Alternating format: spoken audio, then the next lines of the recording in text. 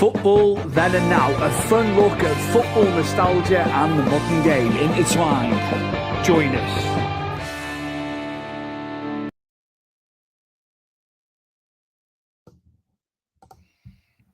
Well, we are back for a nostalgic episode, Chris. It's episode 41 of the show.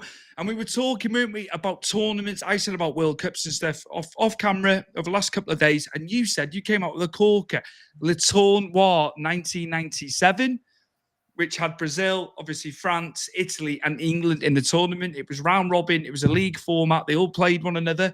And what an iconic tournament. Just amazing. So it was brilliant when you brought this up that you wanted to do this one. Do you know what? When I was researching it before bringing it up to you, when you mentioned about the World Cups and what did I fancy, and obviously you were expecting me to pick up a year of a World Cup, but then I remembered this, and probably in our own lifetime we've ever seen England ever win anything. It was the Le Tournoi. But look at the teams or the countries in this league. I mean, why don't we see this more often? And these, at the moment, you had France, Italy, besides England, because we knew who played for England at the time. And at Brazil, it was in between its infancy of Romario and Ronaldo sort of swapping places, and Romario obviously coming away. And Ronaldo becoming, the big thing he came out to be, from this now onwards, if you think 97 onwards, Ronaldo was the most talked about player ever. But obviously my heart always goes to Romario, Stuart, hence why I've sent you a photo of Romario. I will get the man, the legend up now, because he was so well known. But again, I think he gets mistreated a little bit for what he actually did, Just what a player. But small in stature. But my word, we've spoken about Romario, haven't we, since we started the show last February, but just brilliant. Good shot that as well, Chris. He's losing his hair a bit there, isn't he, on top? But, we'll forget about that. You know what I mean? The skills just with the ball, with the foot. I can go on about Romario, for hours because, he influenced me as a young lad, didn't he? And I spoke about that when we talked about him. It's what made me fall in love with Barcelona was that one man. But as we said off camera before, it was the changeover, wasn't it? So in this competition for Brazil at this time, a lot of the oldies were getting replaced by the youngsters who we obviously knew more of. Your Roberto Carlos's, Ronaldo's, Rivaldo as well, I think was just getting in the team at this point. And, these were swapping over your Zigos, your Romarios. Your Cafu's obviously were breaking in at this point as well. I can't remember he played right back in 97 for Brazil. Aldair was there as well, wasn't he? They had Aldair playing. But you were seeing the changeover, hence why obviously Brazil became a menace, after this tournament. And very lucky England played them last game of the tournament, really, because they got outplayed by Brazil in that game. The rankings before this tournament, Chris, because I was doing a bit of swatting it beforehand. Brazil were ranked second. Yeah, I've got it here. France were third in the world at the time, obviously just before going into that tournament in 98 and winning it. Italy were fifth. England were the lowest rank of the four. They were seventh, but they obviously went on to top the group. So the rankings... Didn't matter, did it? They flipped reverse with the old rankings because England ended up winning the whole thing. And England only scored 3 goals to win that tournament as well. And the highest scoring game was Italy and Brazil, which was 3-3. Yeah. Del Piero got 2 of his 3 goals. Del Piero became top goal scorer as well for that tournament. And you had Ronaldo and Romario playing in that and Alan Shearer. So quite the feat. Right. Del Piero. A lot. Yeah, I think Del Piero was in the, 23 at the time? He was young, 22. So he went far off. Yeah, 22. Very young. Shows you the caliber player that Del Piero was, though. As much as we know him as a Juve legend, he was a fantastic footballer to watch. Maybe it's something we can pick up on later on in the year when we can, pull some other players up that that we enjoyed, and obviously people that watch the show can concur with us. But I will tell you, Stu, Romario was only a goal behind Del Piero in that competition. Yeah. But you know what? You look at it, and there's only been 2 Le Tournoi ever been, as a competition. I think one was back in 1978, but I don't have much on that. But would you say in this tournament, as much as you say England won it, it was outshadowed by probably one of the best free kicks taken ever? No, I'd heard about this before the highlights were on ITV that evening, because we had teletext going, and it said that he scored this worldie, and it's the sheer fact that he took a 20-yard run at Roberto Carlos, Yeah, as he used to, yeah. and the ball was 30 yards out. So he's hit it with that much ferocity. It was the run up to it, but you just weren't expecting it to curl out as if it was going wide, and it just went in. And nobody's done anything on a par with that ever since. I think no way. Bartes was stranded. Yeah, couldn't get near it. It was so deceptive, that ball. It was the speed of the ball as well, though, wasn't it? Yeah, he put so much power and curl on that ball. And don't forget, it wasn't a high free kick. It was quite a low, like a low ball of a free kick. You know what I mean? But the curl on it, and you see the curl.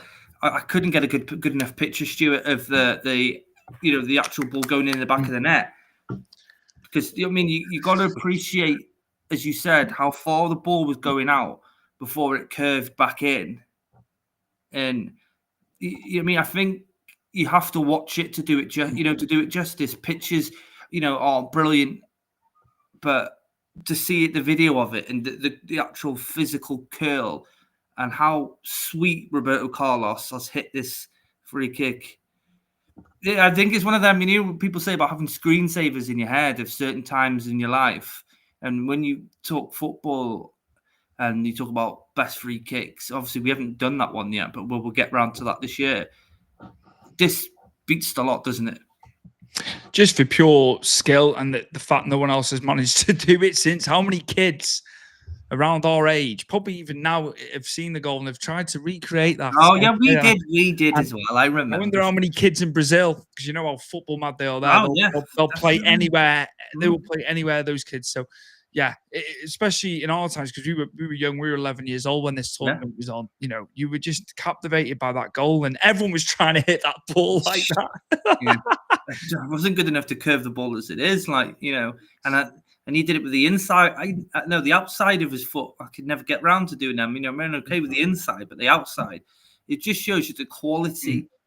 And he did score a lot of free kicks for Madrid, more so than Brazil after that. But yeah, you can't recreate a masterclass like that. It's one of them, one in a very few dozen people can do. And as you said, no one else still at this point can, match that. But we'll go to the game, Stu, because, as much as the free kick was absolutely amazing, but we're missing the parts of how good the actual 3-3 of the game was between France and Brazil. Chris. Yes. That was against Italy, the 3-3. Oh, my bad. Then you're right. 1-1. And I can't, for the life of me, I can't remember who Keller was for France. But he got the first goal on. Sorry, no, he got the equaliser 55 minutes. Roberto Carlos' free kick, 21. Sorry, carry on. No, you saying sorry? It should be me saying sorry. But there you go. Yeah, you're right.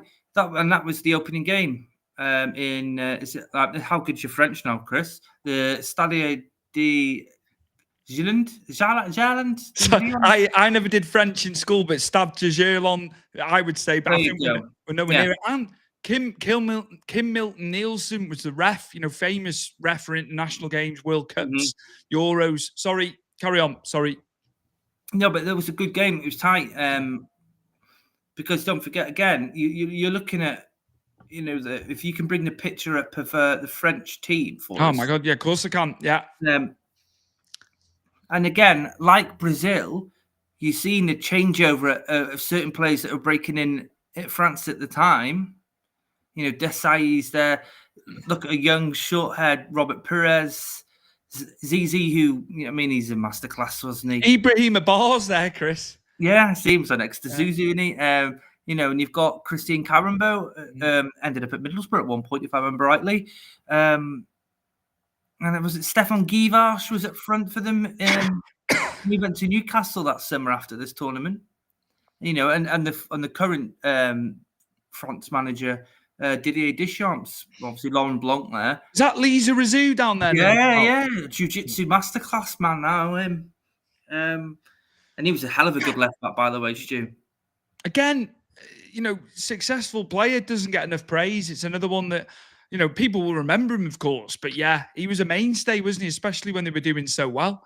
But Bayern as well, he was good with them when he played for Bayern. But you, again, like Brazil, going back to this whole thing, it's the changeover, isn't it?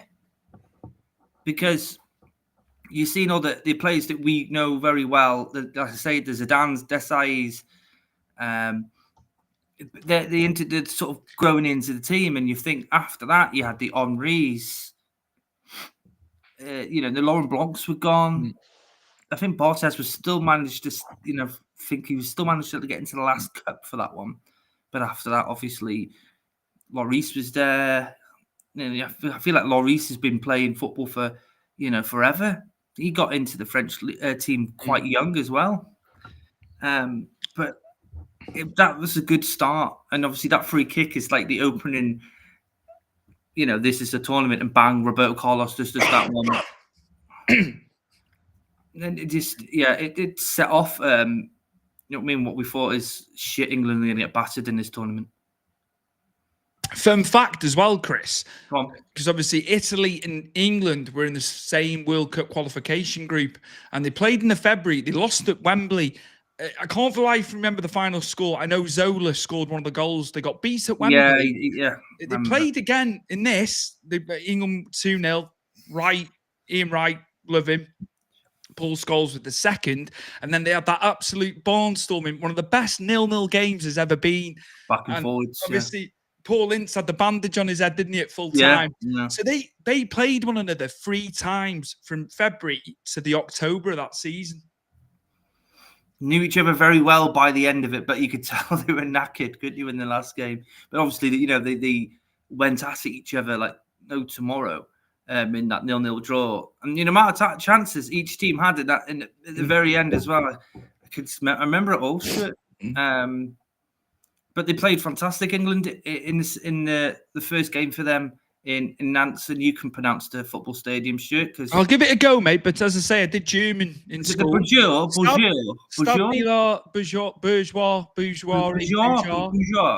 Sorry to all the French people that watch us, and we are. Gunter Benko was the referee. I'd be lying if I said I can remember him. He was Austrian. He was the ref, and there was an attendance of 25,000, and it was on the 4th of June, 1997. Scholes again, another player was underlooked by England. He got on the score sheet as well. So, and he would have been there would have been a young Paul Scholes at that point in time. And why is my screen so bright? But they were fantastic in that. And as you said, Stuart, they only lost not long ago to Italy, and it was such a difference in that game to this game, and England obviously just turned up, and France just didn't at that point. But it was a good start for England, and then you go to the second one on the 7th of June, 1997, and I'll attempt this in Montpellier, the Stade de Mousson. There you go. To get a bit of French twang at the end of that one. Last minute goal, pretty much, wouldn't you say? Alan Shearer in the picture, obviously, you have there in front of us, with his traditional hand in the air. I'd love to think what we were thinking back when this point was happening. They just played so well, like literally, and to lose to Brazil at the end, but they'd done enough, hadn't they? And Chris, they only scored 3 goals in 3 games, England, to win it. Do you know what I mean? Let's get a bit of context there, because the other teams, if I just pull up that table, you had Brazil scored 5, conceded 4. France only scored 3, conceded 4, but they ended up third. Italy scored 5, conceded 7. But yeah, England were on a +2 goal difference with 6 points to Brazil's 5, because Brazil didn't lose a game, did they? They drew 2 and won 1, but they didn't end up getting it. But fantastic for England. And it almost felt like a precursor. They could do very, very well in 98 with Glenn Hoddle, after seeing this tournament. But obviously it didn't go to plan, did it? Out in the second round against Argentina. But I felt, they're looking strong here going into next year's World Cup. But we didn't know at that point if they'd qualified or not, had they? Obviously, we spoke about we had to go draw in Italy, in Rome. We had to go to Rome, if I remember rightly. Yeah. And you look back, and it's hard to find videos of the tournoi for some odd reason. You'd think they'd be all over the place, seeing as England, the last trophy. I know it doesn't mean anything, but it's the last trophy they've ever sort of raised, isn't it? Really, in anything, and even in shitty tournaments that they've been in since. But the class, if the 4 teams that are in there, and and you've got 3 Europe, 1 Brazil, 1 from South America even. And what show it got put on. And all these youngsters come to the forefront that were making their names, just starting making their names. And they're knocking on the door, blasting through. And good old Romario is still standing tall. But I think this is a good gateway where, why aren't more tournaments played? I'm sick of friendlies. You're sick of friendlies. I think anyone who watches for the Premier League is sick of it. They're becoming less and less now because of the Nations League on top of the qualifiers. But yeah, you're still getting him. Don't get me wrong. There's still friendlies. I agree, mate. I agree. I'll go back. Just coming off this for a second. Look at the Umbro Cup in 1995. That was held. Yeah. Obviously, it was held in England. But they're getting ready for the Euros in 96, of course, in England. Mm-hmm. And Goodison was used, so that was fantastic for us as young fans, wasn't it? Yeah. Ronaldo, he was in the World Cup squad in 94, but he played really well in the tournament in 95, the small tournament that they had. It was brilliant. Japan were in that as well, weren't they? Yeah, see, this is what I like about it, though. It throw a curveball in there. And imagine when they were doing this tournament, the Tournoi, Brazil wasn't really. I reckon they were thinking maybe 4 European teams, but curveball. They throw in at the point in time, Stuart, the best international team in the world. At that very point in time. I know it was Italy last before that, wasn't it? In 94. Mm. But Brazil was still the menace, and they were the team that people were more scared to to play against. But it was just a delight to see, and all the players went for it. It wasn't like boring 0-0s because they couldn't be asked, to be there. It's like, it was excellent football, and it was just exciting to get you ready for the World Cup. But it was nice off the back of the league season that you had so soon. Amazing. I was just looking. I think we could talk about the Umbro Cup on another episode. Actually, it was Sweden, Brazil, England, and Japan. But what I noticed, attendances for 97 were the same. They weren't at capacity. Right. There was a lot. I think they kept tickets back. I think because I think Part the Princess, obviously PSG's ground. I think that was the only game that might have been at capacity. It was 40,000, but I'm not sure because I think it holds 50 now, doesn't it? But they were a lot smaller, the attendances. Those stadiums weren't full in France, and it was the same for the Umbro Cup. There was 21,000 in Wembley for England and Japan, and there was 29,000 at Goodison. So I think they didn't overfill the stadiums for it. Stupid, really, because you're looking at the teams that you're watching, maybe minus Japan for the Umbro Cup, but you'd think that people would still come in the groves to watch all these sort of different players that you wouldn't normally watch because they don't play in our domestic league. And I'm looking at players that played in this competition at the moment. I know Attilio Lombard because he played at Crystal Palace, didn't he, very briefly? Kasaragi before his really bad injury. What a player he was going to be, mate. Chelsea, wasn't it? They got him, and Yeah. He got that really injury bad. at Villa very That's it. early on, wasn't it? It was like in the August, wasn't it, when he Mhm. went down with that, and that was it. And Yeah, he it was. was at Lazio, wasn't he?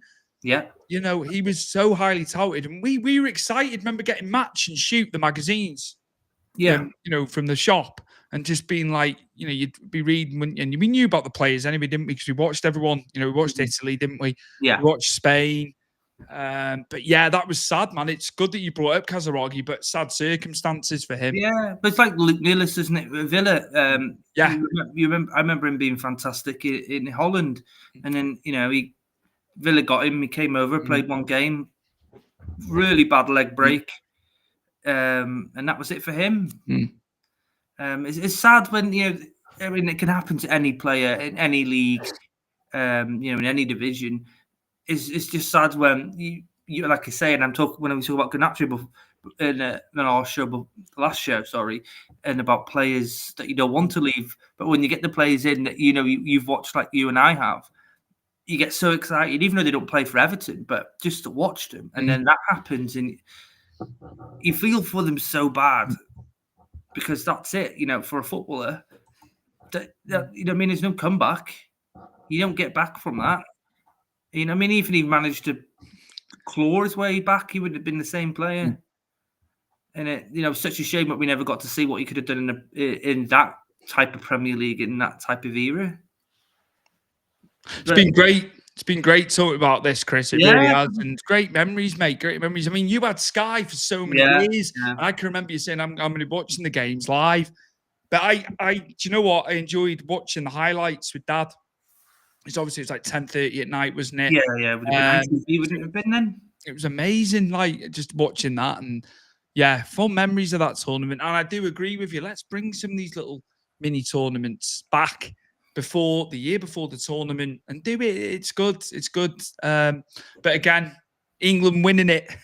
Well, that's the thing, isn't it? They were the lowest ranked team beforehand. Quite, just did an absolute flip reverse, didn't it? They were 7th in the world and they won it. So yeah, amazing. Just great nostalgia. It is, and it's just again, you're looking at players again that played there, and again, it just brings it all back, doesn't it? What made you watch these things? Even maybe not necessarily now because it's just oversaturated with games, and I think other than tournaments themselves, no one really cares about international football.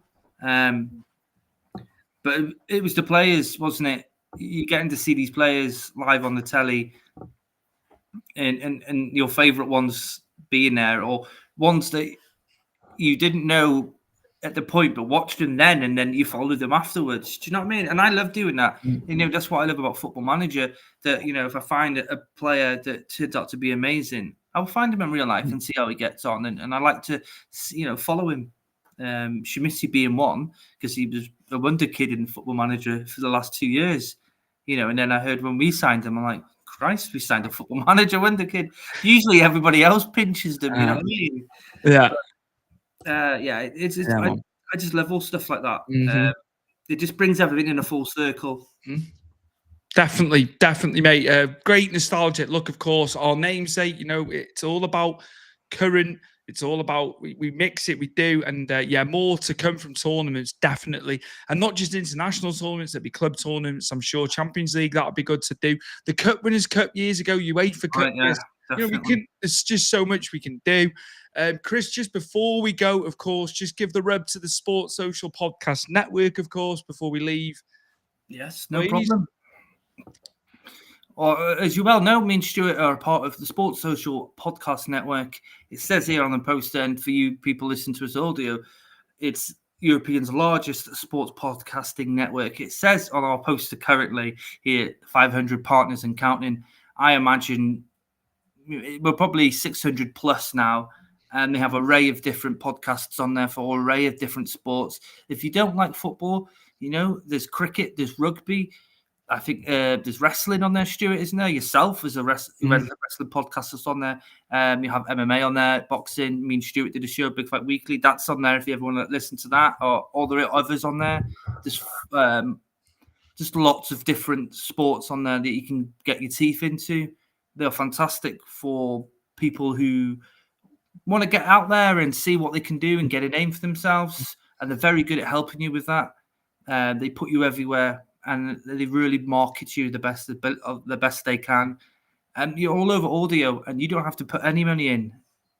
They do it all for you, and they're the fantastic company to be a part of. We appreciate that a lot. Absolutely. And you can put as many hours of content as you want, because I've said about it in the previous episode. Yeah. When I was paying for my own content in audio form, there was months during COVID where I was just hammering episodes.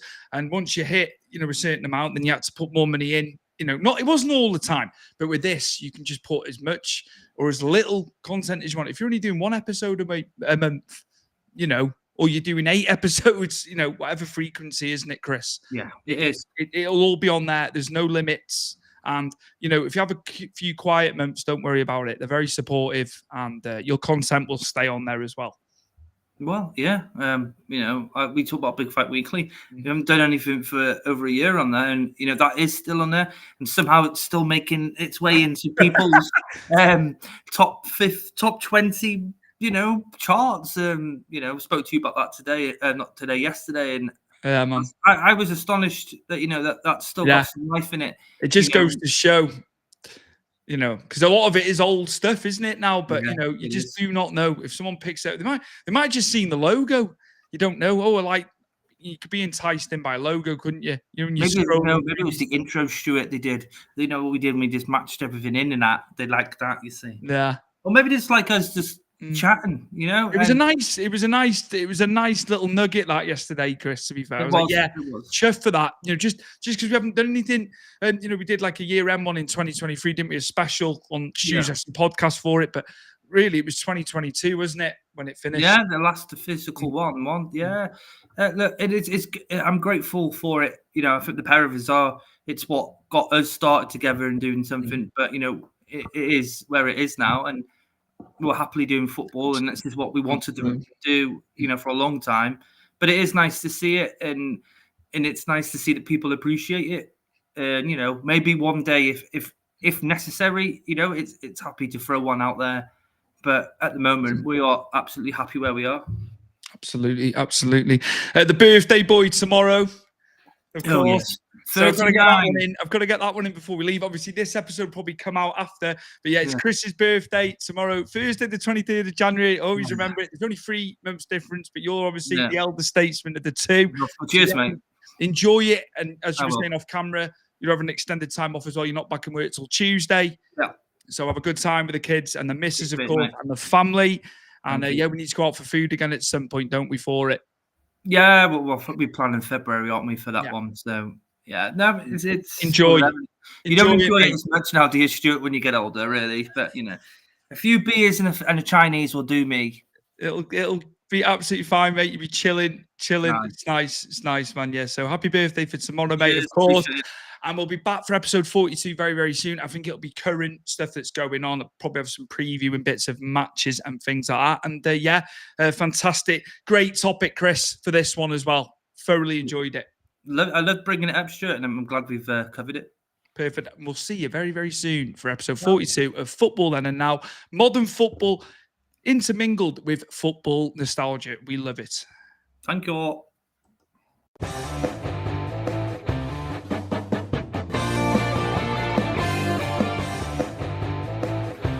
Football Then and Now, a fun look at football nostalgia and the modern game intertwined. Join us.